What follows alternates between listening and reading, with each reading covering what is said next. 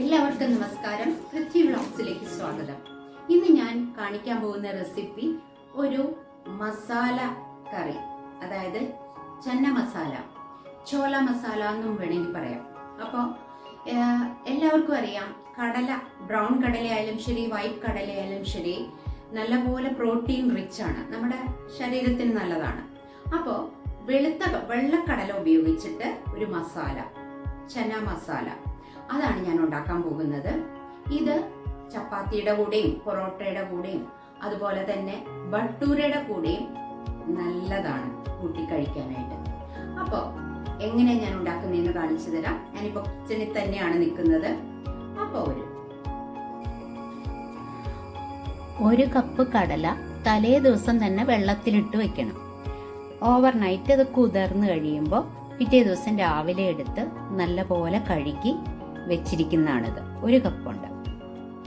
കഴുകി വെച്ചിരിക്കുന്ന കടല കുക്കറിലേക്കിട്ട് അത് നികയ്ക്ക് വെള്ളം ഒഴിച്ചിട്ട് നമ്മൾ കുക്കർ അടച്ച് വേവിക്കണം. ഇതൊരു 4-5 വിസിൽ വന്നോട്ടെ. നല്ല പോലെ കടല കിട്ടണം. ആദ്യം തന്നെ ഞാൻ ഇതിന് വേണ്ടുന്ന ഒരു അരപ്പാണ് തയ്യാറാക്കാൻ പോകുന്നത്. അതിന് ഞാനിവിടെ ഒരു 1/4 കപ്പ് തേങ്ങ എടുത്തു വെച്ചിട്ടുണ്ട്. പിന്നെ കുറച്ച് പെരിഞ്ജീരകം എടുത്തു വെച്ചിട്ടുണ്ട്. അപ്പം ആദ്യം തന്നെ സ്റ്റൗ ഓൺ ചെയ്യണം. ലോ ഫ്ലെയിമിൽ വെച്ചാൽ മതി. എന്നിട്ട് ഇതോടെ ഒരു പാൻ ഞാൻ എടുത്തിട്ടുണ്ട്. അതിലേക്ക് ചൂടാകുമ്പോൾ ഈ തേങ്ങ ഇട്ട് കൊടുക്കണം. ആദ്യം തന്നെ ഈ പെരിഞ്ജീരകം ഇട്ടൊന്ന് പതുക്കെ ചൂടാക്കണം. എന്നിട്ട് തേങ്ങ ഇട്ട് കൊടുക്കാം. ഞാനിവിടെ സ്റ്റൗ ഓൺ ചെയ്തിട്ടുണ്ട്.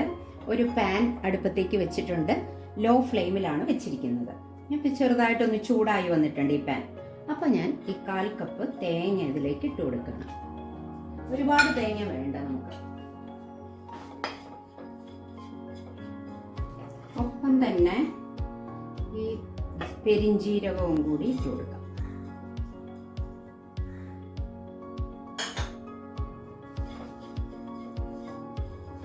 രണ്ടും കൂടി ഒന്ന് പതുക്കെ ഇത് തേങ്ങ അധികം മൂത്ത് ബ്രൗൺ നിറമൊന്നും ആവണ്ട. ചെറുതായിട്ടൊന്ന് മൂത്ത് കിട്ടിയാൽ മതി. പക്ഷെ അതിന്റെ നിറമൊന്നും മാറണ്ട, ഒന്ന് സാരം.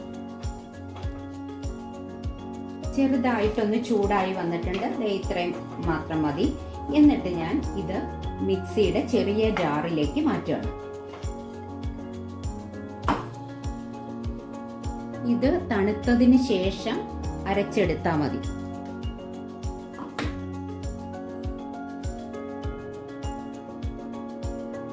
ഇനി ഒരു 2 മീഡിയം സൈസ് സവാള ഞാനിവിടെ ചെറുതായിട്ട് കട്ട് ചെയ്ത് വെച്ചിട്ടുണ്ട്.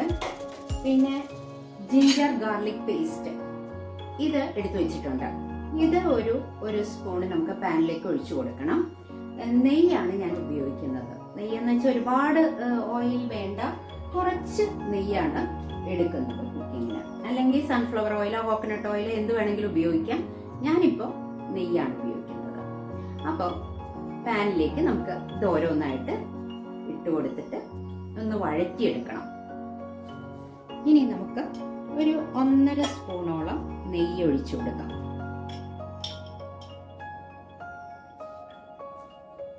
നെയ്യൊന്ന് പതുക്കെ ചൂടാവട്ടെ.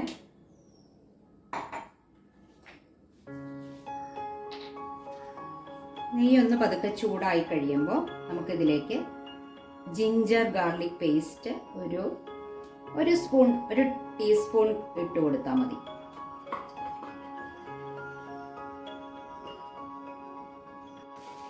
നെയ്യ് ചൂടായി, ജിഞ്ചർ ഗാർലിക് പേസ്റ്റും ഒന്ന് ചെറുതായിട്ട് ചൂടായി വന്നിട്ടുണ്ട്.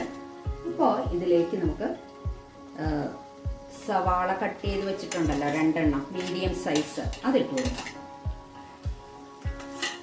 നല്ലപോലെ ഇളക്കി കൊടുക്കണം. ഒരല്പം ഉപ്പും കൂടി ചേർത്ത് കൊടുക്കുക. അത് പെട്ടെന്നൊന്ന് വഴണ്ട് വന്നോളൂ.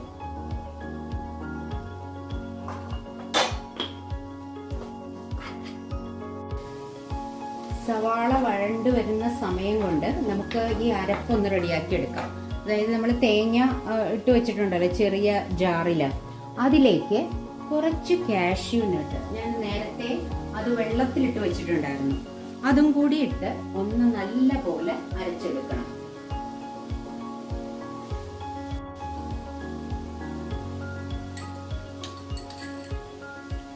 അഞ്ചോ ആറോ കാഷ്യൂനട്ട് എടുത്താൽ മതി.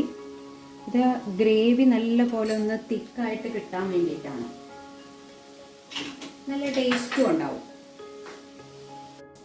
അപ്പോൾ തേങ്ങ അരച്ച് ഒരു കാഷ്യൂനട്ടും കൂടെ അരച്ച് മാറ്റി വെച്ചിട്ടുണ്ട്.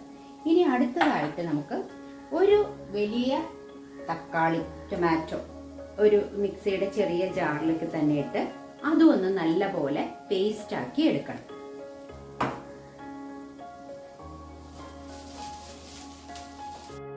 സവാള ഒരുവിധം മൂത്ത് വന്നിട്ടുണ്ട്. ഇപ്പം ഞാനിവിടെ ഒരു 3 ചെറിയ പച്ചമുളകും കുറച്ച് കറിവേപ്പിലയും കൂടി ഇതിലേക്ക് ഇട്ടു കൊടുക്കും.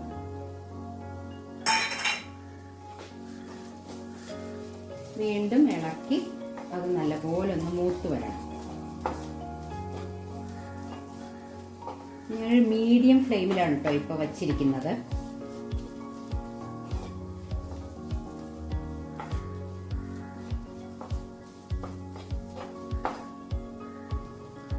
സവാള നല്ലപോലെ മൂത്ത് വന്നിട്ടുണ്ട്.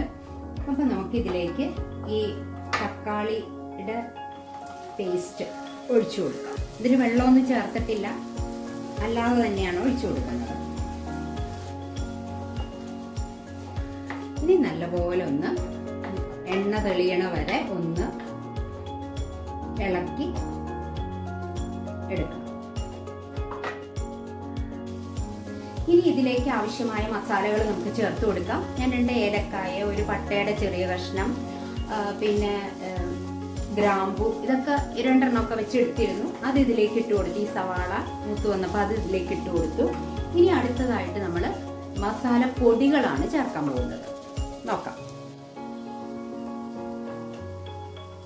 മഞ്ഞൾപ്പൊടി, മുളക് പൊടി ഞാൻ രണ്ടും കൂടെ മിക്സ് ചെയ്തിട്ടാണ് ഇട്ട് കൊടുക്കുന്നത്. എരിവുള്ളതും ഉണ്ട്, കാശ്മീരി മുളക് പൊടിയും ഉണ്ട്.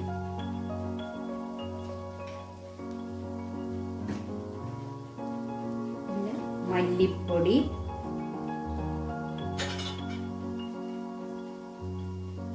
കുരുമുളക് പൊടി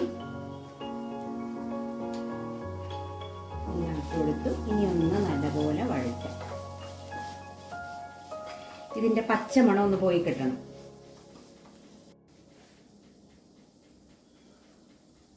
അല്പം ഗരം മസാലയും കൂടെ ഇതിലേക്ക് ഇട്ട് കൊടുക്കണം.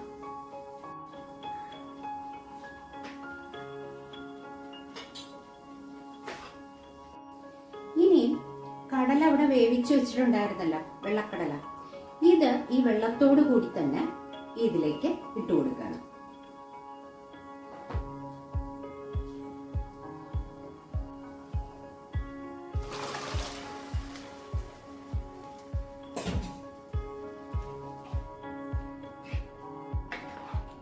ഇനി ഇതിൽ കിടന്നൊന്ന് നല്ലപോലെ തിളക്കട്ടെ.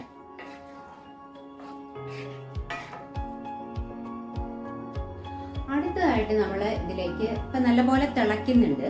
അടുത്തതായിട്ട് നമ്മൾ ആഡ് ചെയ്യാൻ പോകുന്നത് നമ്മൾ അരച്ചു വെച്ചില്ലേ, തേങ്ങയും കാഷ്യൂവും കൂടെ പെരിഞ്ചീരകവും കൂടെ ചേർത്ത് അരച്ചു വെച്ചില്ലേ, അതാണ് ഇതിലേക്ക് ചേർക്കാൻ പോകുന്നത്. ഇവിടെ ഇപ്പോൾ ഓൾമോസ്റ്റ് റെഡി ആയിട്ടുണ്ട്. അപ്പോൾ ഇതിൻ്റെ ടേസ്റ്റ് ഒക്കെ ഒന്ന് റെഗുലേറ്റ് ചെയ്യാനായിട്ട് ഞാൻ ഒരല്പം പഞ്ചസാര ആഡ് ചെയ്ത് കൊടുക്കുന്നുണ്ട്. ഒരു നുള്ളെന്ന് വേണമെങ്കിൽ പറയാം, അത്രേ ഉള്ളൂ. അത്രയും ഞാൻ ആഡ് ചെയ്യുന്നുണ്ട്. നമ്മുടെ ചന മസാല ഓൾമോസ്റ്റ് റെഡി ആയി വന്നിട്ടുണ്ട്. ഇനി ഇതിനകത്ത് ആഡ് ചെയ്യാനുള്ളത് മല്ലിയില ഇടാനുണ്ട്, അത് ഞാൻ ഇടുന്നുണ്ട്. പിന്നെ കസൂരി മേത്തി, മിക്കവാറും ആൾക്കാർ കസൂരി മേത്തി ഇടും. ഒരു നോർത്ത് ഇന്ത്യൻ ഡിഷാണല്ലോ, അപ്പോൾ അതിൻ്റെ ഒരു ടേസ്റ്റ് വരണമെങ്കിൽ ഇത് ചേർത്താലാണ് നല്ലത്. പക്ഷേ ഇവിടെ ഹസ്ബൻഡിന് അതിൻ്റെ ടേസ്റ്റ് ഇഷ്ടമല്ല, അതുകൊണ്ട് ഞാനിത് ആഡ് ചെയ്യുന്നില്ല. പിന്നെ മല്ലിയില ഇടുന്നുണ്ട് കേട്ടോ. അപ്പോൾ അടുത്തതായിട്ട് മല്ലിയിലയും കൂടെ ഇട്ടാൽ സംഭവം റെഡി. മല്ലിയില ഇടാൻ പോവാം. അതൊക്കെ നമ്മുടെ ഇഷ്ടത്തിനനുസരിച്ച് ഇടാം കേട്ടോ.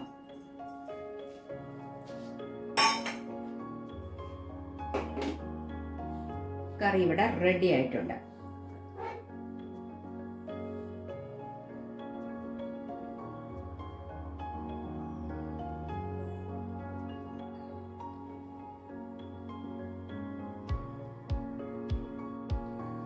അപ്പോൾ നമ്മുടെ ചന മസാല ഇവിടെ റെഡി ആയിട്ടുണ്ട്. ഇതുപോലെ തന്നെ നിങ്ങളൊന്ന് ചെയ്തു നോക്കൂ. ഇഷ്ടപ്പെട്ടെങ്കിൽ എൻ്റെ വീഡിയോ ഒന്ന് ലൈക്ക് ചെയ്യാനും ചാനൽ ഒന്ന് സബ്സ്ക്രൈബ് ചെയ്യാനും മറക്കണ്ട.